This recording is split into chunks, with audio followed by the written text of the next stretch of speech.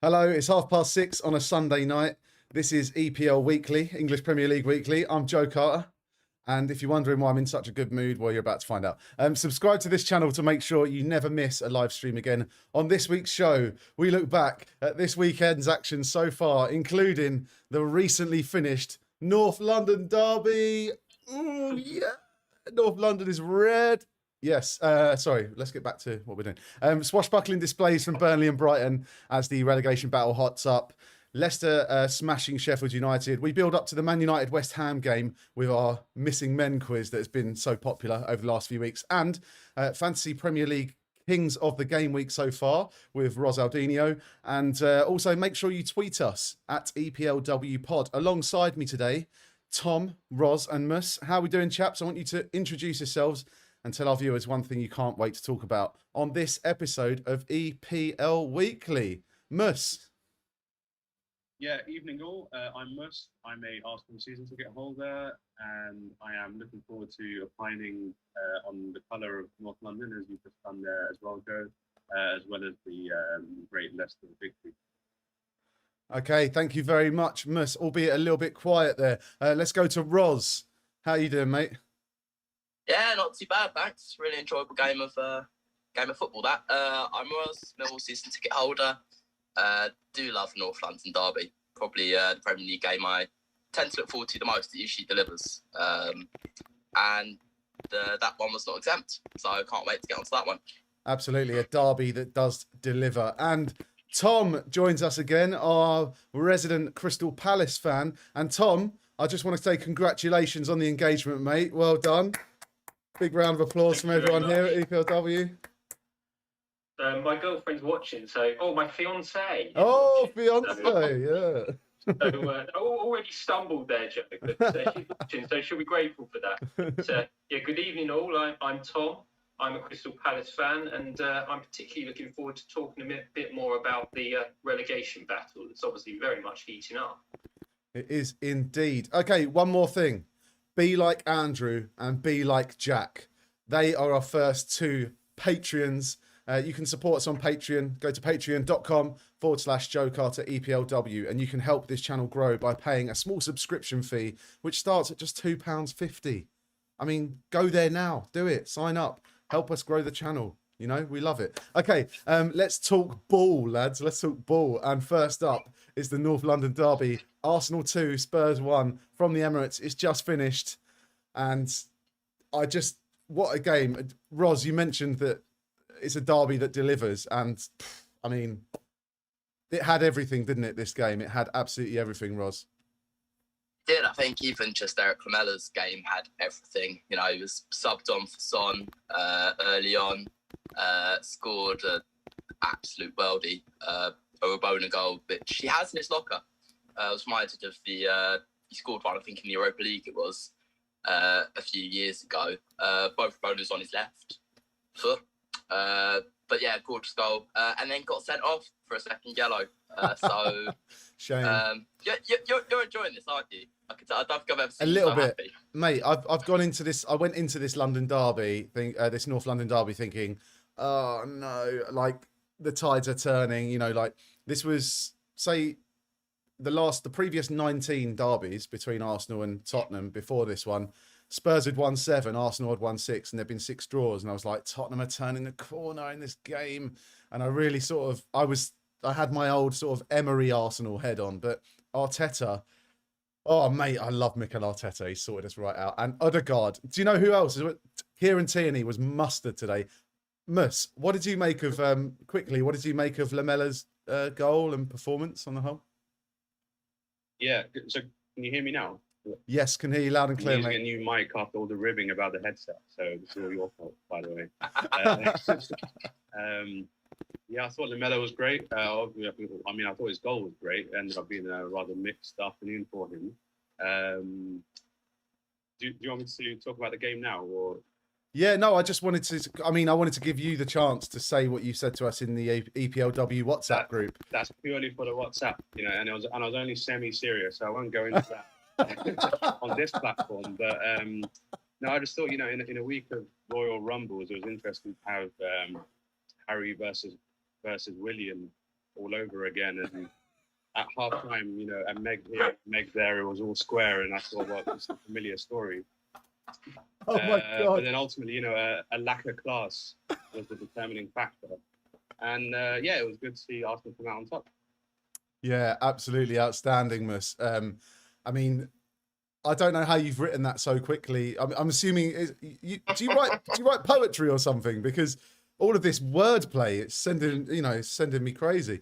I don't know what to make of it. I had to rewrite it with every twist and turn in the game. But just on a serious point, Odegaard as well, probably worth a shout because he scored his first Premier League goal this afternoon, and he joins a rather exclusive club of 5 Arsenal players that scored their first Premier League goals in a North London derby.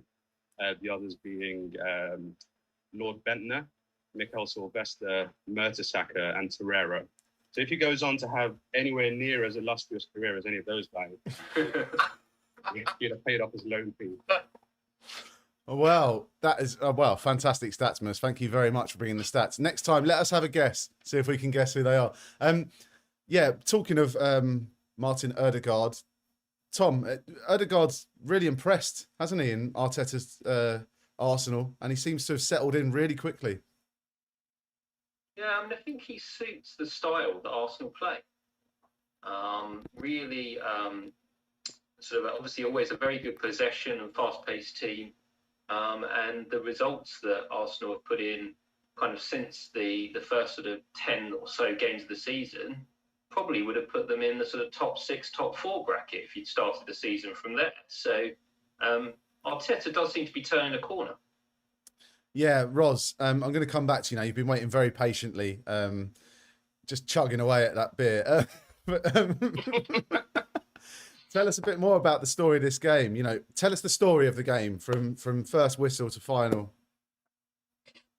Well, yeah, we've got Zoom Premium now, so I can literally give you a sort of play-by-play. Don't take 90 minutes, if that's all right, yeah. No, I was surprised. I was really surprised by the tactics of both managers, actually. Coming into this game, I know you and Urbis would imagine a lot of Arsenal fans were. I boldly predicted that it would be an absolute drumming from Spurs. Hang on, let's just clarify for the viewers. Ros, you predicted Spurs would win 4-0 and Bale would be man of the match?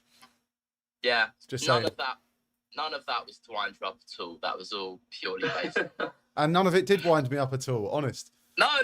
If anyone wants to go back and watch the show and you want to watch, someone slip up over his words solidly for about 3 minutes after his co-host has wound him up about the North London derby, check it out. But yeah, yesterday's episode of the Game Week preview up on the channel. But anyway, yeah, talk ball. That was surprised by both teams' tactics in that Arsenal kind of went for it from the get-go, and I was fully expecting the opposite. I think Mourinho will regret that the Spurs didn't start playing until sort of properly attacking and getting Harry Kane into the game until probably like the last 10 minutes. Did you see that graphic? Did you see the graphic that came up? It said Kane didn't have a touch in the opposition area. And do you know what? Can we quickly touch on the tempting of the fate that I did? Before the show, I put together a little running order and I sent it to all of you guys. And this was obviously before the Arsenal Spurs game kicked off. I put in the running order, magnificent performance from Arsenal as the talking points. How did they keep Kane and co quiet? Ross, how did they keep Kane and co quiet? Should we? There's a sequel to that, which is that every sort of other sort of commentary, every other sort of sentence in the commentary seemed to be, "Oh, Harry Kane's been quiet. Harry Kane's having a very quiet game." And I sort of then screenshotted this comment that Joe sort of made about Harry Kane. How did Arsenal keep Harry Kane quiet? And I sent it to the group and said, I don't want to jinx it, but this is pretty accurate. And about 5 seconds, I think it was, after I sent it, Harry Kane got a goal ruled out for offside. Then he got another headed chance about 2 minutes after that. And then he had 2 free kicks after that, both which were, the second one wasn't great, but the first one, he almost caught Leno out there. But yeah, a player we haven't mentioned, we talked about Tierney, who I thought was superb. Odegaard was superb, got the goal. Emil Smith-Rowe. Croydon, And let's yeah. just talk a bit about the Croydon De Bruyne, because he's always called the Croydon De Bruyne, right? Based Yeah, on well, his technique. I mean, For me- we've resorted to calling him simply Croydon now on EPL Yeah, fine. So Croydon, Yeah. fucking Croydon. He, for me, it's his work rate. It was his work off the ball today that I thought was blinding, absolutely sensational. And actually, we were talking before about what makes a derby a derby. I think Mourinho touched on it in his pre-match interview. And if the fans aren't there, is it really a derby? And two players that I thought really treated today's game like a derby and sort of knew what it meant to fans was Kieran Tierney, who's played in a fairly big derby himself in the old firm for Celtic. Yeah, there. for And then Celtic. he's an academy product. Yeah. Tierney, actually, there was an interesting stat. If you were watching the game, you would have heard it, saying that Tierney played in 13 Old Firm derbies and in regulation time never lost. He's a great player to have in your pocket for a derby match. I could talk about this game for hours, but we should probably move on and and talk some other stuff, because we've got to review a few games and we've got to build up to that Man United West Ham game later with our missing men quiz. If you're enjoying what you're watching, then subscribe to the channel, allow notifications so you make sure you never miss a beat of all your latest EPL news, views and opinions here on EPL Weekly. Okay, next up, Everton Burnley. Everton 1, Burnley 2. Now, yesterday, Roz and I predicted this one as well, as we do on every Saturday show. Go and have a look back if you want to see the predictions, but we got it wrong. Mus, what happened in this game? Yeah, so Burnley took a 2-0 lead with White, McNeil, the star man, for crossing in for Chris Wood for the first goal. Really, nice curled finish from the edge of the area, and then he scored, a really class goal from outside the box, just fell into the top corner on his David left foot. And then I think, Everton didn't really offer much going forward, and even when DCL Calvert-Lewin pulled one back, you could kind of sense that Burnley would probably have enough to hold on to the win. And I was rewatching the highlights, and Burnley got men forward kind of quite noticeably. So both of those attacks that resulted in goals, they had like 4 or 5 men in the box. And then building on that defensive solidity that they're so renowned for, it was a successful formula. Yeah, Tom, Everton inconsistent yet again. I mean, the last football match I remember watching in a pub was actually with you. We watched Everton play, didn't we?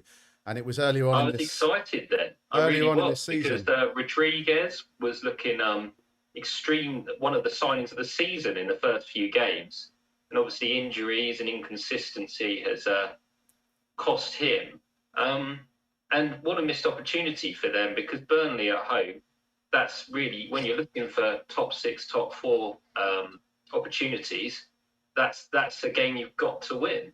And instead, Sean Dyche has set them up solidly, 2 early goals, and they've lost it. And for me, the top 4 race is now almost down to 5 teams, because Everton have missed out today, and clearly, as we've discussed, Spurs have. And what an opportunity for West Ham now, because 2 games in hand on Chelsea, 3 points behind.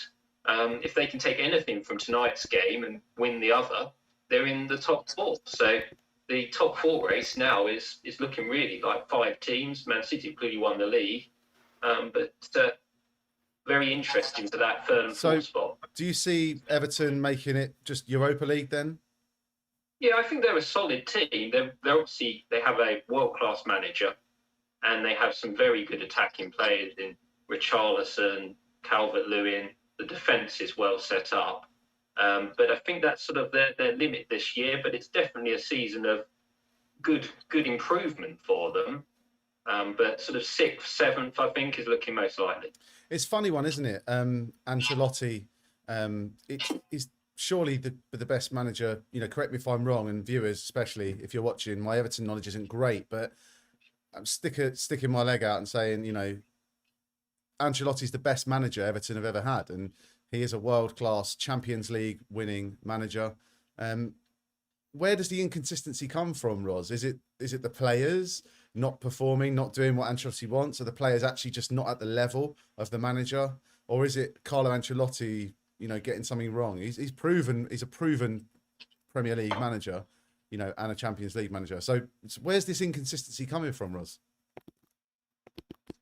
I think it's an ability to kind of get riled up for big games.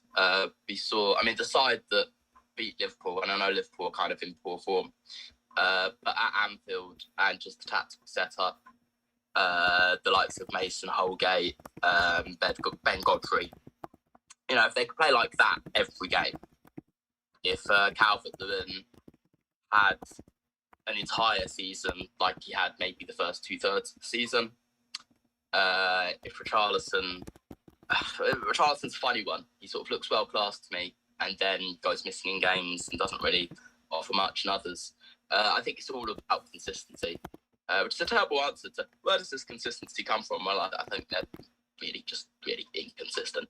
I think they don't have enough kind of big game players that can kind of produce for a whole season, basically. James Rodriguez, which Tom just kind of alluded to, being the main one, been absolute world class in probably about 3 or 4 games. It's a funny one, isn't it, James Rodriguez? He didn't really do it at Real Madrid, and he was bought off the back of an international tournament performance, which is always kind of a poor measure for success. You only have to look at, Tottenham buying Sergei Rebrov back in the day, and there are other examples that just comes to mind more readily for me. I don't know. Why could it be? But okay, look, we're going to move on to the next game. We do want to squeeze in as many games as possible before we get to our build-up, and we don't want to overlap with kickoff at the Theatre of Dreams. So, Mus, I'm going to come to you straight away on this one. Southampton, Brighton. Brighton, wow, what a performance they put in at St Mary's this afternoon. Midday kickoff, entertaining game, and a nail-biting finale. What did you make of the game? Brighton got what it takes. Southampton now in the relegation conversation? Yeah. So I think Southampton will probably have enough to stay up. I think they're just really missing Danny Ings and not being able to replace his contribution to the team. They're energetic. Shea Adams and Minamino do offer some threat, but you need that goal scorer that Danny Ings is for them. Brighton, I saw Roz on the preview show talking about kind of them being every XP fan's favorite team, it's a fair point that they're expected to score a lot more than they do. And they have a surprisingly low conversion rate from set pieces for a team that has such colossal defenders. But, as we saw today, Dunk was able to chip in with a header from a corner. And he actually wasn't that close. He was quite far out, and that was quite an impressive bullet header. And then some of that impressive interchange around the box that they're quite famous for finally led to a well-taken goal with, Lallana kind of incisive ball through to Welbeck, one touch, set up, and then Trossard was able to take the chance. So if they can take more of the chances that their great approach they create, then again, they'll also be quite comfortable come the end of the season. Yeah, Brighton scoring 2 goals for the first time in a few months in a Premier League game. And Tom, they're going to have to do that a few more times, aren't they, if they're going to survive in this Premier League? They look to me like a team that can't possibly go down. They've got too much quality in their team. The likes of Yves Bissouma, the old, you've got the old reliables, Welbeck and Lallana. You've got Tariq Lamptey. These are players that they have to stay in the Premier League, right? Firstly, I'm going to thank Lewis Dunk because I brought him into my fantasy team for the first time this week, and he saved my game week. But putting that to one side, they have dominated a lot of games where they have either drawn or lost, and I don't see any sign of the players not playing for that manager. I think that their performance levels are better than the results. And if I was a Brighton fan, whilst I wouldn't be comfortable, because clearly 3 points above the relegation zone, the signs are still good for me. and I'd be surprised. I mean, when you said if you were a Brighton fan, you wouldn't be comfortable, I was thinking maybe that's because he's a Palace fan, and Palace Brighton is, well, the biggest rivalry in the country, isn't it, Ros? Mate, I was just looking for a knife to try and cut tension with. I can't believe you asked a Palace fan about Brighton. I mean, you know, that's like absolutely shocking. But you know, this is bigger than the Milan derby. This is bigger than the Old Firm that we talked about. The Old Firm derby that we talked about earlier. Bigger than that North London derby, whatever that is. Palace Brighton. You know, clash of the Titans. Tom, why? Why is it a derby? One question. Why, of all the teams, why? There's a road that links us, Ros. The M23 derby. The M23. But We're that's on the same road. on the same road. On the same road? The rivalry goes back to a manager who I believe switched between the two clubs in the late 70s, I think, something along those lines. And ever since then, it's been a very, very vociferous rivalry. But absolutely. But I mean, I remember the game back in. No, I don't remember any Palace Brighton games because it's not a rivalry. It's not a rivalry. Can I just call Joe out one? You said it was digging the knife in for Joe to ask me about Brighton, but then Joe asked you as a Millwall fan about Palace numerous times on the previous episode. So yeah, I don't. You know what it is, mate? I don't care about Palace. It's an easy 6 points for in the same division. You I don't seem really to get quite enlightened about Palace. Break it up. Break it up. Break it up. but no. Can I just say? Cause, you know, I'm professional. I can keep living it, but also I've done my preparation like a professional, and I've actually gone to get this right. There's actually a Wikipedia page on the Palace Brighton rivalry. Sorry, the Brighton rivalry, and there was a thing we spoke about it on one of the shows before, and Mus, I think, put in one of the comments and said that it came from them stealing their chant. It was something about eagles and seagulls, right? I thought he was joking. That's actually on the Wikipedia article. This is how fake this rivalry is. Literally, Brighton were called the Dolphins, and they took the piss out of Palace fans because they were singing Eagles, Eagles. Eagles, by the way, not Brighton, not Crystal Palace's nickname either. Crystal Palace literally played in white, were called the Glaziers, and then decided that the best teams in Europe, Barcelona, stole their strip in the kind of blue and red stripes, and then stole Benfica's nickname, the Eagles, because they were the two best teams in Europe. So both kind of fake football clubs. Okay, Ros, hold it there. We want Tom to come back on the podcast. Well, I don't know what to say. I mean, you have some points because I don't hate Brighton. I don't really have it. I think they play nice football. I actually genuinely don't mind them staying up. But there is a rivalry there. It's a proper rivalry that you can feel a completely different game when you go to Selhurst Park for those matches. And yeah, so I do maintain it's very much a rivalry. Okay, and we are going to park it there, Ros. I know you are like chomping at the bit to try and get. Look, I thought he was about to get up and leave. Then I thought Ros was going to walk off. You know, let me at him. Right, no, Mus. Before the game, Graham Potter said that Yves Bissouma should be playing in the Champions League. Enjoy him while you can, Brighton fans. You know, Yves Bissouma, what a player. Yeah, he's the kind of box-to-box midfielder that a lot of top teams would happily take, and I'd be surprised if he stays at Brighton next season, regardless if they stay up or go down. There's many top six clubs who would happily take him. You know, he'd be a nice replacement for Wijnaldum, for example, at Liverpool, if he does go, and it looks like he will. Yeah, he's a great player. Yeah, I think he was rumoured of Arsenal, actually. I read somewhere. We'll take him too. Yeah, he's lots of potential suitors. I mean, if I had to put it, you know, would you like to see him at Arsenal, Mus? Well, I feel like he maybe does a similar job to Thomas Partey, so it might not be a good fit. Yeah, no. But you know, Arsenal have historically always had a shortage in that area, and so you can never have too many good box-to-box midfielders. Yeah, And plus potentially. he's slightly injury-prone as well. Essentially, you could look at having two of those types of player and no Granit Xhaka, which I'd be fine with personally. But, let's move on. We're going to talk about one more game, I think. Leicester Sheffield United. And here, Tommy, you wanted to talk about the Chris Wilder situation. Before we get into the details of the match and the result, which was 5-0 to Leicester. Tom, what was it you were wanting to sort of say about Wilder and his replacement? Just wanted to give him a bit of a shout out, really, because he joined them in May 2016. They were in League One at the time, and within 5 years, they were 9th in the Premier League last season.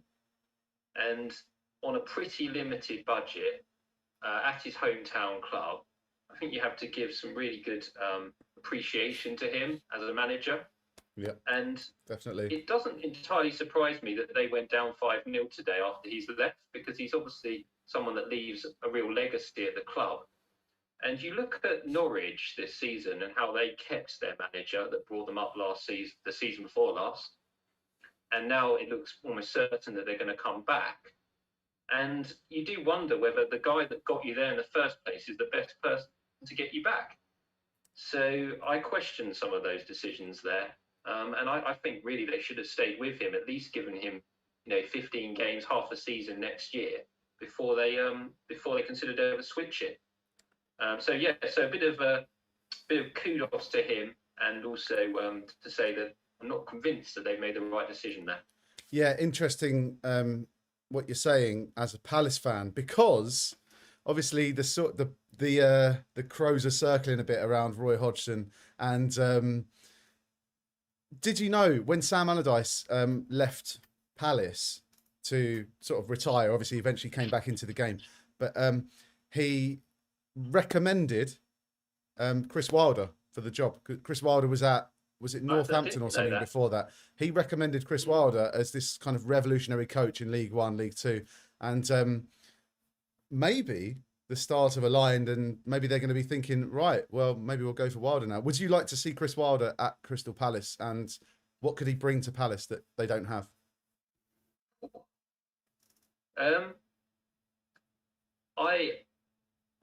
I don't know where the next step for us is, really. We've got so many contractual about half the squad's contracts expire this summer. And a lot of that squad is aging. So there's some big decisions for the club, both managerial and playing staff. And I'm not aware of there being a lot of money around to replace that talent with younger players as well. So it's a big transition. I mean, assuming, touch wood, we stay up this season, I do envisage next season being very difficult for whoever the manager is. Personally, I think a bit of stability and staying with Hodgson is probably the right call. But someone like Wilder, I wouldn't have a huge objection to, no. Yeah. I'd love to see, Wilder's whole thing, or the main thing people took from his revolutionary style in his first season in the Premier League were the overlapping centre-halves. I'd love to see Gary Cahill at the ripe old age of about 47.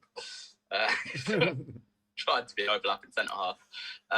In terms of the youth academy, you're right. And actually, Palace have a good history. I think they used up all their kind of young star karma in that kind of 4-year period where they had sort of the likes of Nathaniel Klein, Victor Moses, and of course, Wilfried Zaha.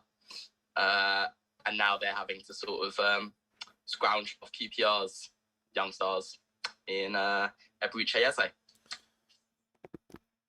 Yeah, fair point. Mus, I mean, let's go on, Tom. To go full circle, though, I do think he's a good manager, and I'd be surprised if we don't see Wilder in the Premier League again. Yeah, very, very true. I think we can all agree on that. Mus, you were watching this game, weren't you? Leicester against Sheffield United. What do you make of Kelechi Iheanacho? I mean, Vardy hasn't been playing that well. Iheanacho, now what's that, 5 in 3 or 6 in 3? He scored 3 games in a row essentially, and today he took home the match ball. Yeah, exactly. So you just said it there, Joe. So there were questions before the game as to whether he'd be able to, for the first time ever, score in 3 consecutive league games. and then he went and scored a hat trick on top. So he's having a moment, and he's a good player, and I'm glad he's finally getting his opportunity. On Vardy, so he assisted two of Iheanacho's 3 goals, and then he kind of like assisted the own goal that Sheffield United that Ethan Ampadu put in. And I think that's in some ways worse if you're a Sheffield United fan, that, you know, Vardy kind of took pity on you and would rather kind of just, you know, offer up 3 assists rather than what he usually does, which is, you know, bangs in the winner in the 90th minute and then smashes part of your stadium into pieces. You know, he loves it at the Sheffield Wednesday. So yeah, but, you know, it was humiliating today, genuinely. Like they couldn't retain the ball for more than 10 seconds at a time. Leicester had 72% possession. Sheffield United had 0 shots on target. It was bad. And what Tom said is completely true. Sheffield United under Wilder were known for always kind of staying in the game, and this is the first time since their promotion that they've lost a game by 5 goals. There you go. And just to touch on sort of what you were saying about Vardy, are we seeing, as Vardy grows older and maybe he's losing a bit of a yard of pace, are we seeing him change the way he plays, and maybe he complements Iheanacho now as opposed to being an alternative? Absolutely, yeah. He played so intelligently today off the shoulder of the last defender, and for both of the goals that he assisted for Iheanacho, they were both on his weaker foot.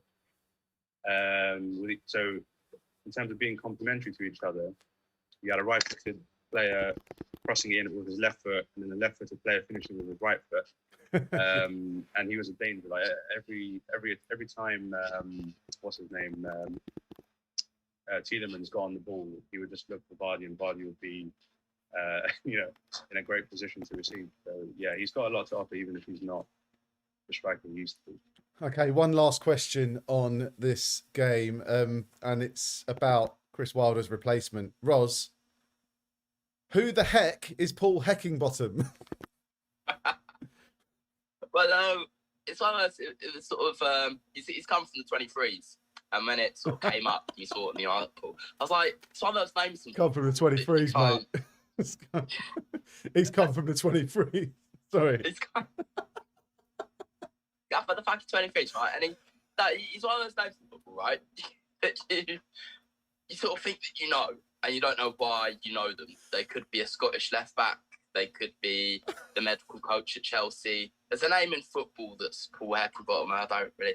I looked him up. He was actually one of Leeds. That period where they had the Italian owner, and Leeds had about 9 managers in 2 seasons or something. There was sort of an open door policy on who the manager was, and he was one of the surprise call-ups then. Since then, I mean, I've got his Wikipedia page up now, and he was Hibs manager for less than a year. He was Barnsley's manager for 2 years. I'm guessing that's when they were in League One. And so pretty much hasn't done much in the game at all, apart from working for Sheffield United under 23s since last year. Yeah, so rather awkwardly, sound like they have much of a battle plan. He kind of, and Roz, you may see, I also had to Google him, but he played for Sheffield Wednesday for about 40 games or so, which I think would be rather awkward. You know what? That's almost as bad as, you know, a Palace player playing for Brighton or managing Brighton.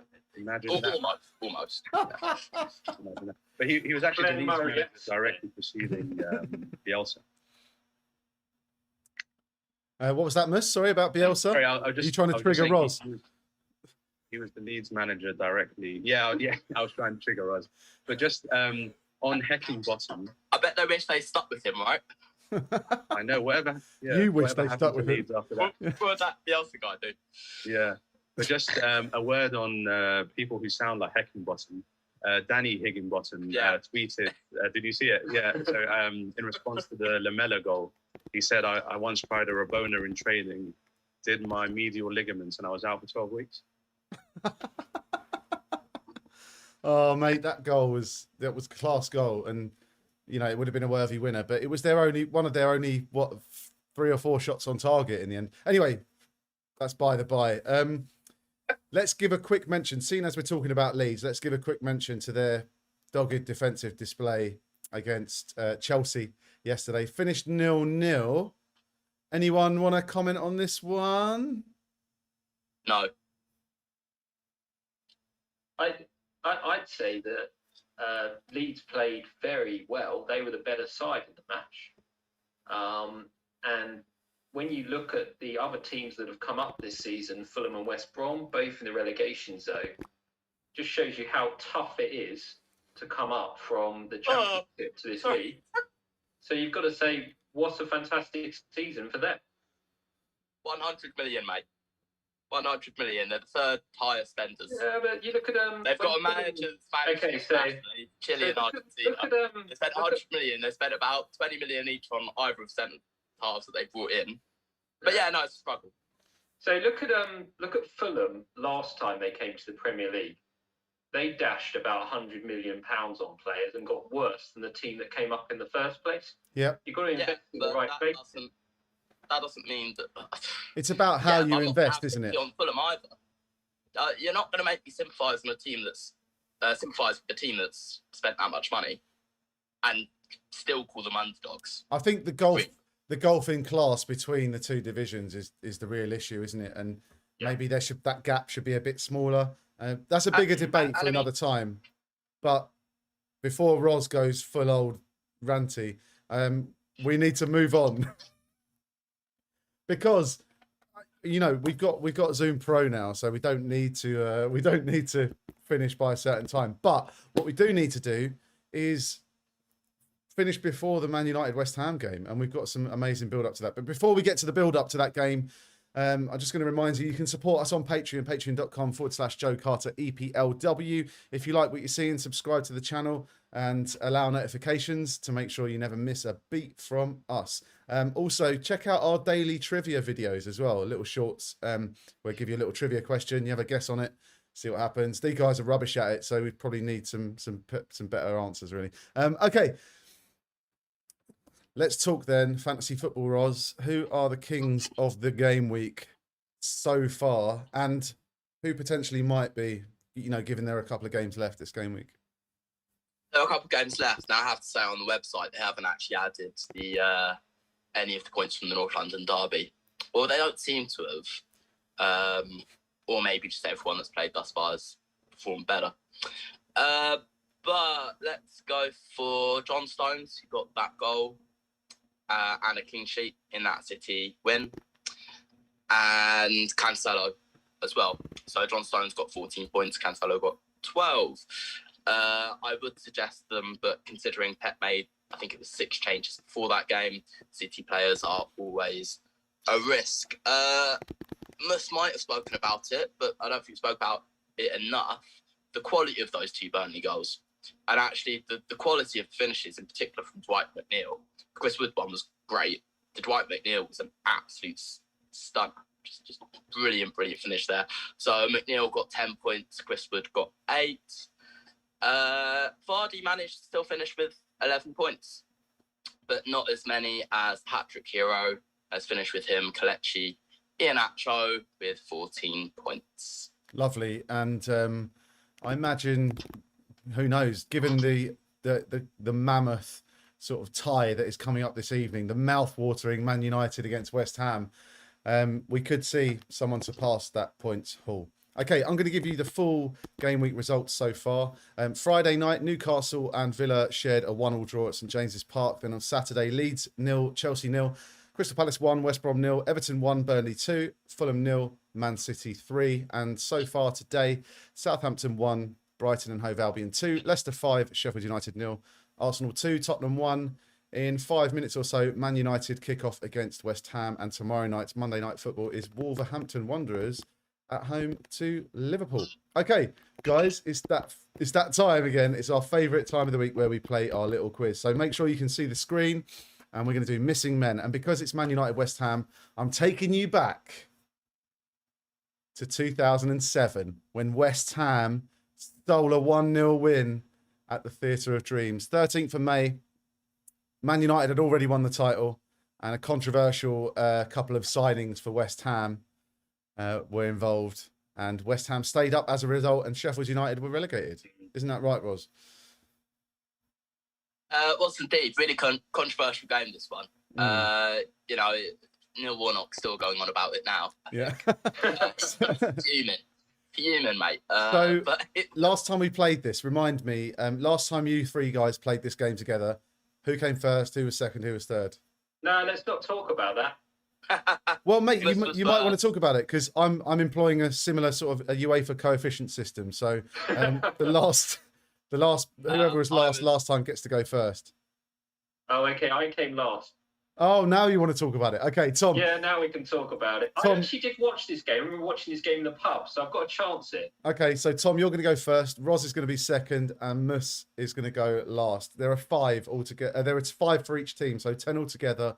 I'm going to give you 3 each, and then maybe we'll have a tiebreaker if there's a draw. Okay. So, Tom, you know the deal. I want you to pick a position and tell me a player. Okay, so West Ham, centre forward, Tevez. Are you sure about that? Have I got confused? have you got it up? Have you got the screen up there, Tom? Can you see the screen? No. Oh, right. Okay. Right. Let's go for Tevez. Let's go for Tevez. I haven't got the link, Joe. Oh, Go right. to Okay. Ross and I'll be with you. Okay. Well, we can say that surely it's 4-4-2 and Tevez is one of the strikers and the other one is. Yeah. Could have guessed, I guess. Okay, Tom, let me talk you through it.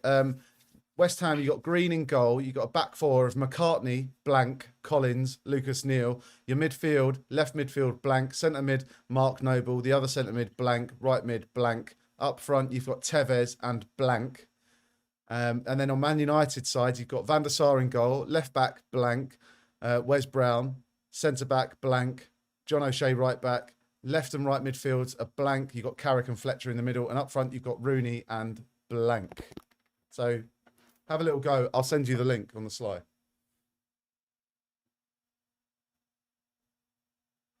Berbatov up front, United. Berbatov up top. Let's have a look. Is he right? No, it is Alan Smith, the little shitbag. Okay, Roz, your go. So I'm going. I don't remember I remember the fallout from the game. I don't remember the game itself. But I do remember that in 2006, West Ham got to the FA Cup final and lost in a glorious fashion to Steven Gerrard's Liverpool. So I'm guessing a lot of this side is similar, and I'm going to go for Matty Etherington on the left. Matty Everington on the left. Is he right? No, he isn't. It was, of course, Luis Boamorte. Oh yeah! Wow, what a shout that is. Okay, Mus, it's your time to swoop in, mate. No points so far for these guys. I'm gonna go for Javier Mascherano in the centre of midfield for West. Is he right, lads? I think so. He isn't right. It was the original double-barreled namer, Nigel Rio Coker, Nigel or at least, you know, Rio Coker. yeah. Okay, Tommy, we're back to you. Do you have it on your screen yet? No. No. Okay. So You here's need a United centre half, right? yes. Ferdinand. Is he right? Let's have a look. Incorrect. It's Gabriel Ainse, the centre back, the Argentine. Okay, you guys are rubbish. Roz, come on, get one for me. Come on. I'll do my best, mate. Right, so it was the Yanks. Daly was a centre half for West Ham, but I think that's too much for risk. 2007. I would go for Christian Daly, but I'm actually gonna go for Marlon Harewood up front for West Ham. Marlon Harewood up front for West Ham. Is he Or right? Dean Ashton.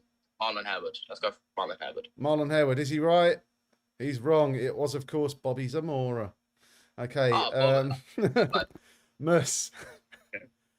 Right, I'm gonna take Tom's idea and flip it around. I'm gonna go for Anton Ferdinand, that centre back. Oh, great is he shout. right? Yes, he is. 1 point.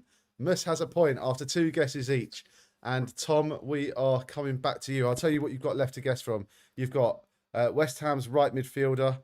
You've got Man United's left back, or their left midfielder or right midfielder.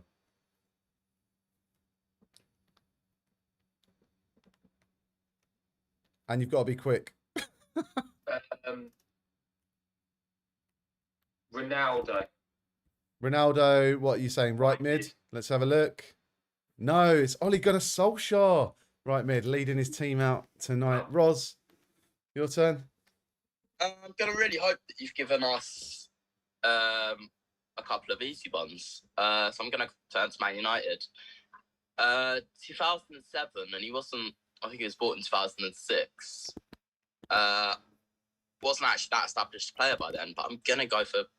If Hensay's in the middle, I'm gonna go for Patrice Evra on the left. Correct. Now I'm feeling it might be John O'Shea. Patrice Evra, right there. Well done. Right. John O'Shea was on the right, mate. Okay. Yeah. So, Roz, you have a point. Mus.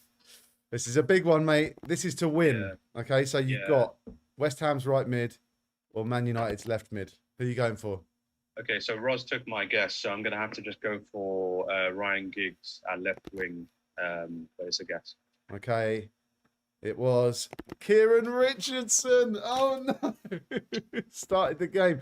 Okay, so it's 1-1, guys. We've got a tiebreaker situation. There is one player left, and it's West Ham's right midfielder. I want you both to quickly tell me who you think it is, and then we'll see if one of you can take home the glory. Jesus Christ. I'm going to say Joe Cole, just because I know he had a few spells at West Ham. Okay, Ross? He did, but can I say, because I think Joe Cole was at Chelsea in 2007. In fact, I know he was. So I'm going to say who I said on the left, which was Matty Etherington on the right. Okay, let's have a look, boys. Tom, do you want to have a guess before I reveal? Etherington's a good shout. That means that we're both wrong. It doesn't. I can't remember who it is. Right, let's have a look. It was Yossi Benayoun. Of course. How did you not get that, lads? Anyway, okay. That is missing men, and the game has already kicked off now, so we've been a bit slow there, lads. Who do you reckon is going to win tonight? Quickly, prediction and man of the match. Mus? 1-1. Fred, man of the match. Roz? I haven't actually seen the lineups, but I'm assuming he's starting. I'm going to go West Ham 2-1. Souček to absolutely dominate Fred. Okay, and Tom? I'm going to go 2-0 United, comfortable for them, I think. And Fernandes, man of the match, and hopefully saving my fantasy team week. Interesting. Between the three of you, we've got a win for either team and a draw. Interesting. So one of you is going to be right. Okay, guys, thank you so much for keeping me company this evening on EPLW. You've been Mus and Roz and Tom. I've been Joe. This has been English Premier League Weekly. Thanks for joining us. And I'm going to go and catch the United West Ham game now. You guys have been great. See you next time. Cheers. Bye-bye.